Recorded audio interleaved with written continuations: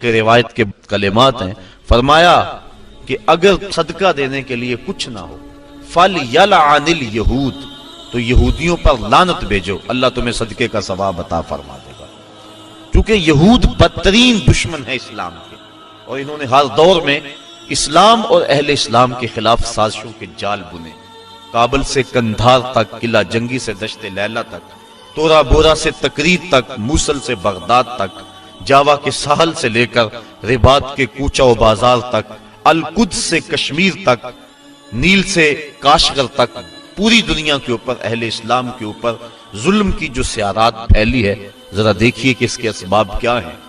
یہود و ہنود کا اور یہود و نصارہ کا گٹھ جوڑ، اور انہوں نے مسلمانوں کے لیے حیات تنگ کر دیا، اور اس وقت ہم جس حالت میں ہیں کسی سے مخفی نہیں۔ ہمارے ساتھ جو کچھ ہوا، جو کچھ ہو رہا ہے اور جو کچھ ہونے والا ہے، کھول کر آنکھیں میرے آئینہ گفتار میں، آنے والے دور کی دھندلی سے ایک تصویر دیکھ۔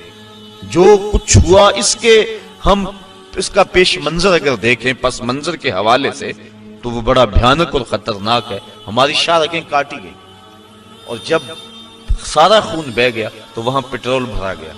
جب پھیپھڑے پٹرول سے بھر گئے تو ان لاشوں کو آگ دی گئی، اور جب وہ اچھلتے تھے رقص سے بسمل کے تماشے کرتے تھے تو امریکی گنڈے کہہ لگاتے تھے۔ یہ کل کی کہانی ہے۔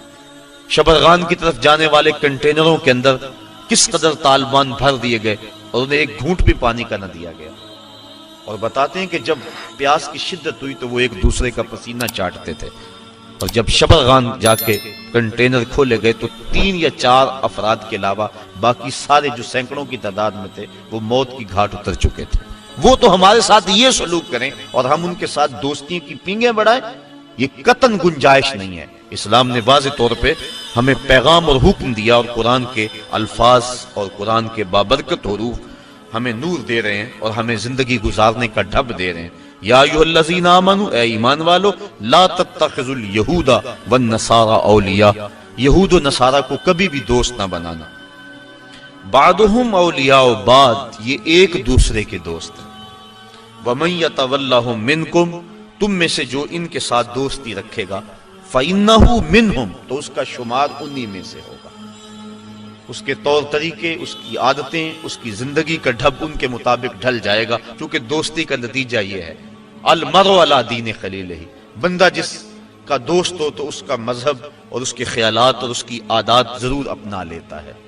اس لیے روکا گیا کہ برے بندے کی صحبت سے بچا جائے۔ علامہ رومی کہتے ہیں، تا توانی دور شو از یار بد، یار بد بدتر بود از مار بد۔ کہا جہاں تک ہو سکے برے کی صحبت سے بچ۔ کہا برے کی صحبت برے سانپ سے بھی زیادہ خطرناک ہے۔ پھر فرمایا اگر سانپ لڑ جائے تو انسان کی موت واقع ہو جاتی ہے، زندگی کو خطرہ ہے، اور اگر برا یار لڑ جائے تو ایمان کو بھی خطرہ ہوتا ہے۔ اس لیے ان لوگوں کی صحبت سے دور رہنا اور نفور رہنا، اس کی ہی ترغیب دی گئی ہے۔ بلکہ زندگی کے شب و روز میں انسان جب بھی کسی سے دوستی کا تعلق جوڑنے لگے تو اس کو پہلے اس کے عقائد اور اس کی سوچ دیکھنی چاہیے۔ حضرت علی المرتضیٰ رضی اللہ تعالیٰ عنہ کے قول کے مطابق 15 سال سے لے کر 20 سال تک کی جو عمر ہے، یہ انتہائی اہم عمر ہے، اور اس عمر کے اندر اپنی اولاد پر خصوصی نگہداشت رکھنے کی ضرورت ہے کہ ان کی صحبت، مجلس اور دوستی کسی برے شخص سے نہ ہونے پائے۔ ساری زندگی انسان کی جو ہوتی ہے وہ ان 5 سالوں کے اندر ترتیب پاتی ہے، پوری زندگی پر ان 5 سالوں کی صحبتوں کی۔ اور ایک وقت آنے والا ہے کہ جب اہل اسلام کو اللہ تعالیٰ ایسی کامیابی عطا فرمائے گا کہ دنیا کے خطے پر ایک بھی یہودی قائم نہیں رہے گا۔ حضرت عیسیٰ علیہ السلام تشریف لائیں گے، حضرت امام مہدی کے عساکر میدان میں آئیں گے، خنزیر کو قتل کیا جائے گا، صلیب کے نشان کو توڑا جائے گا، اور کتب حدیث میں موجود ہے اللہ تعالیٰ ایسی اعانت فرمائے گا اہل اسلام کی، اگر کسی جھاڑی کے پیچھے یا پتھر کی اوٹ میں کوئی یہودی چھپا ہوا، وہ پتھر مسلمان مجاہد کو آواز دے کے کہے گا ادھر آ، میرے پیچھے یہودی چھپا ہوا ہے۔ اور جب دنیا سے آخری یہودی قتل کر دیا جائے گا تو دنیا کا امن قائم ہو جائے گا، حتیٰ کہ سانپ انسانوں کے اندر پھریں گے لیکن ڈسیں گے نہیں۔ بھیڑیا اور بکری ایک گھاٹ پہ پانی پئیں گے لیکن بکری کو بھیڑیے سے خطرہ نہیں ہوگا۔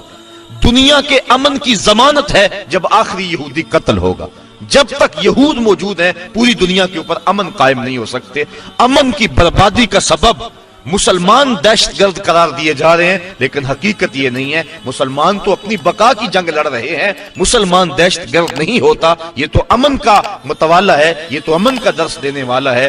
پوری دنیا کے اوپر جو فساد ہے وہ یہود کی وجہ سے ہے، اور جب یہودی ختم ہو جائیں گے خاص کم جہاں پاک، تو پوری دنیا کے اوپر امن کے سویرے طلوع ہونے لگیں گے. تو اللہ تعالیٰ جل شانہ مومنوں کو وہ دن ضرور دکھائے گا.